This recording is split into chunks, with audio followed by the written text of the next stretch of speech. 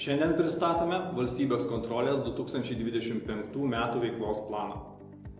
Pasirenkant auditų ir vertinimų temas, ypatingas dėmesys buvo skiriamas nacionaliniam saugumui ir gynybai, sveikatos paslaugų prieinamumui ir švietimui, inovacijoms ir technologiniai pažangai, tvariam ir subalansuotam šalies biudžeto sudarimui, akcentuojant šešėlinės ekonomikos mažinimą ir mokesčių surinkimo efektyvumo didinimą.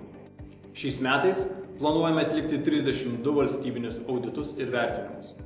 Skiriant ypatingą dėmesį gynybos ir saugumo klausimams, bus atliekamas naujai įsteigto Valstybės gynybos fondo ataskaitų rinkinio finansinis auditas.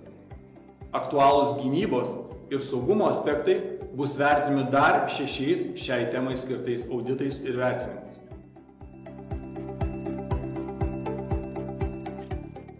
Kaip ir kasmet, bus vykdomi ir visuomeniai pristatomi finansiniai auditai, vertinantys svarbiausius viešojo sektoriaus ataskaitų rinkinius.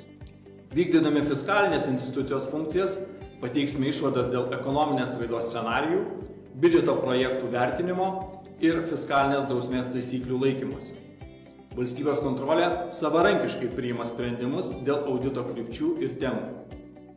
Sprendimai priimami remiantis nuolatinę viešojo sektoriaus problemų stebėseną, duomenų analizę, bendradarbiavimu su valstybinėmis institucijomis ir nevyriausybinėmis organizacijomis, taip pat atsižvelgiant į valstybės strateginius prioritetus, geopolitinius iššūkius ir rizikų mastą. Vertinama ir visuomenės teikiama informacija apie pastebimas viešojo sektoriaus problemas.